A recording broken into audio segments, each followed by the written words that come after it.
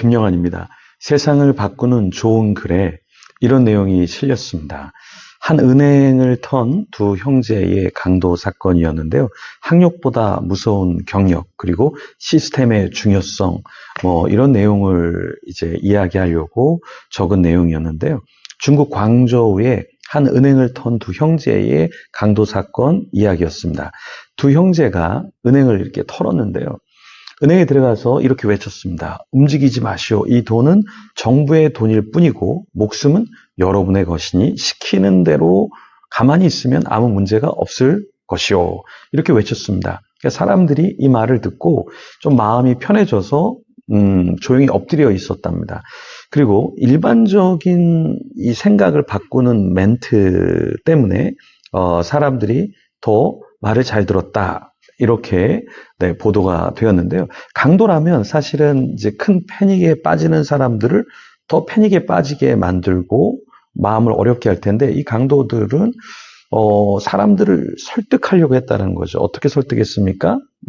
이거 그냥 정부의 돈이니까 우리가 가져갈 테니까 당신 목숨을 걸면서 그렇게 싸우려고 하지 마라. 이렇게 설득을 했다라는 거예요. 근데 그 와중에 이제 한 명의 나이든 여성이 갑자기 도발을 하려고 하자 또 강도가 그녀에게 차분하게 이야기했다라는 거예요.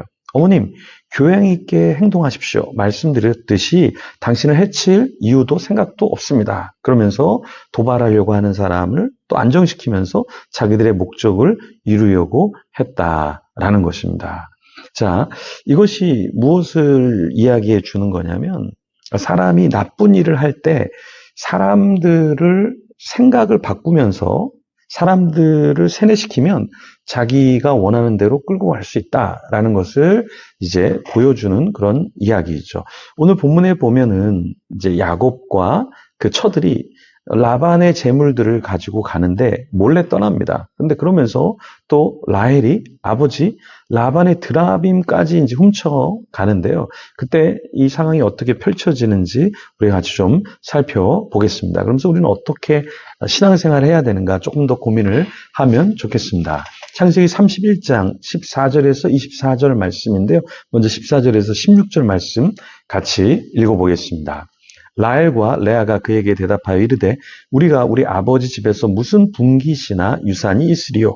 아버지가 우리를 팔고 우리의 돈을 다 먹어버렸으니 아버지가 우리를 외국인처럼 여기는 것이 아닌가?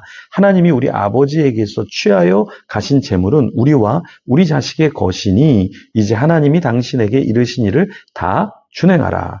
자, 여기 라헬과 레아가 뭐라고 이야기를 했죠? 아버지 집에서 무슨 분깃, 무슨 유산이 있겠는가?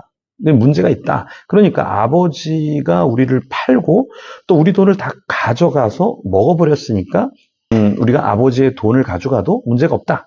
그리고 나중에는 이제 드라빔을 가져가잖아요. 근데 왜 이렇게 훔치고 아버지가 소중히 여기는 것까지 가져갔을까? 여기에 생각해 보면 하나님이 우리 아버지에게서 취하여 가신 재물은 우리와 우리 자식의 것이니 우리가 가져가도 상관없다. 이렇게 이야기를 했다라는 거예요.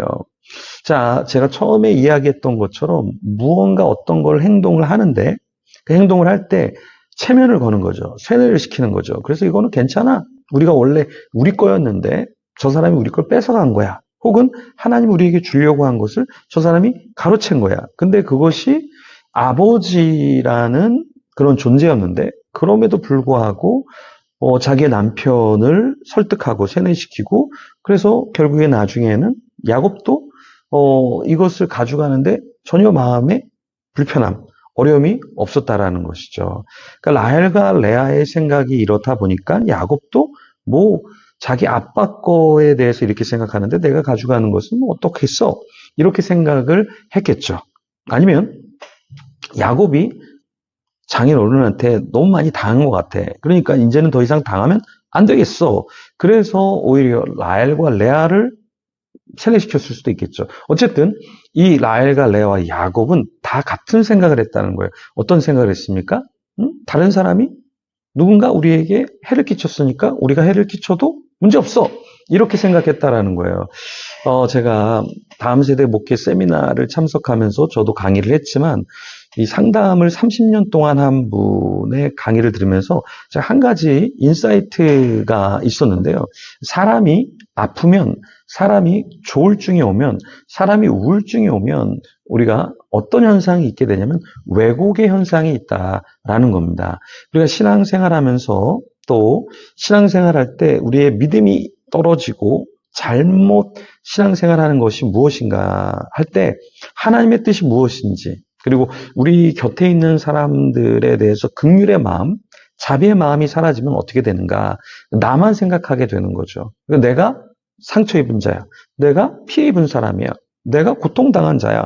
그러니까 이 고통을 다른 사람에게도 고통을 줘야 돼. 이건 굉장히 신앙적으로 건강한 것은 아니겠죠. 예수님이 왜 우리를 위해 돌아가셨을까요? 왜 주님이 우리를 위해서 핍박을 받으셨을까요? 예수님이 받지 않아도 되는 것을 우리를 위해서 예수님이 핍박과 십자가에서 돌아가셨잖아요. 그럼 우리가 예수님을 믿는 우리는 어떻게 살아야 할까요? 우리는 예수님처럼 생각해야 되겠죠. 예수님이 희생한 것처럼 내가 피해자야. 나도 가해자가 될 수 있어. 이렇게 생각하는 것이 아니라 제 죄입니다. 제가 부족합니다. 저에게 그 짐을 짊어지게 해주십시오. 이렇게 하는 것이 바른 신앙이지 않을까요? 야곱이 일어나서 자식들과 아내들을 낙타에 태우고 모은 모든 가축, 모든 소유를 이제 바단 아람에서 가지고 나오죠.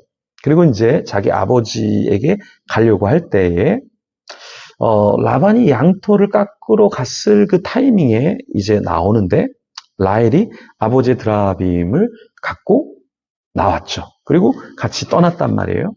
그러면 이 야곱이 실수한 것은 무엇일까? 라헬이 실수한 것은 무엇일까? 좀 소통하면 어땠을까요? 참 많이 상처를 받았습니다. 그래서 이제는 떠날 때가 되었습니다. 그래서 죄송합니다. 제가 떠나겠습니다. 이렇게 말하고 떠났다면 어떨까요? 나중에 이제 라반이 추격을 해오잖아요. 그죠? 그리고 자기의 드라빔이 없어진 것을 알고 또 분을 내기 시작하잖아요. 이런 사건과 이런 상황이 펼쳐지지 않도록 조금 더 소통하고 그리고 떠나면 어땠을까요? 그죠? 그러니까 우리도 이 소통이 있지 않으면 고통이 찾아온다. 그렇죠? 그래서 우리가 주님과 소통하지 않으면 고통이 다 찾아오고 우리 주위 사람들과 우리 가족들과 영적인 지체들과 우리가 소통하지 않으면 어떻게 될까요? 고통이 찾아온다. 감옥에 gat혀 있는 것 같은 삶을 우리가 살 수 있다. 그래서 우리는 계속해서 어떻게 됩니까? 소통하고 같이 교제하고 하나님 안에서 한 지체가 되는 것이 굉장히 중요하겠죠. 결국에는 라반이 찾아왔죠. 드라빔이라는 게 뭐예요? 드라빔이라는 것은 그 당시에 사람과 같은 형상이었다. 이렇게 보기도 하고요. 우상이었죠, 사실은. 그런데 이 드라빔을 갖고 예언을 할 수도 있고 어떤 신적인 점을 볼 수도 있고 어떠한 작은 상이었는데요. 이것이 라반에게는 소중한 것이었습니다. 근데 그걸 가져가니까 라반이 가만히 있을 수가 없었겠죠. 그래서 더 추격해서 따라왔을 겁니다. 그러니까 이렇게까지 이런 상황이 벌어지지 않도록 우리도 누군가에게 소통을 좀 잘하면 좋고 누군가의 것을 가져오지 않는 것, 오히려 주면 주지 남의 것을 더 착취하지 않는 우리가 되어야 하겠다. 그죠? 그래서 세상에서 우리가 일을 할 때도 어떤 것을 착취하고 가져오고 이런 것보다 내 것이 아니면 가져오지 않는 것이 훨씬 더 낫겠죠. 이런 삶을 살기 위해서 우리가 계속해서 기도하고 우리의 욕심, 우리의 마음, 우리의 생각을 내려놓아야 하겠죠. 우리 같이 라헬처럼, 레아처럼, 야곱처럼 생각하는 것이 아니라 예수님처럼 생각하는 우리가 되도록 이 시간에 기도하며 하나님 앞에 나아가겠습니다.